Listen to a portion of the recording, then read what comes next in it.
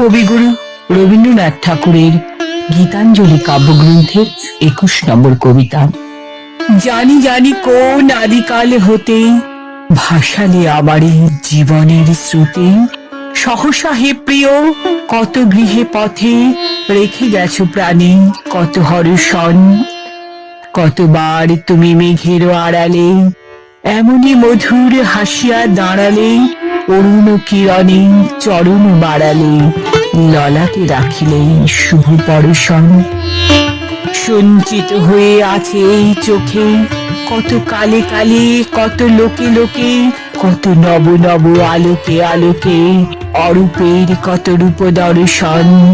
কত যুগে যুগে কেহ নাহি জানে ভরিয়া ভরিয়া উঠেছে পরাণে, কত সুখে দুঃখে কত প্রেমে গানে অমৃতের কত রস বর্ষণ।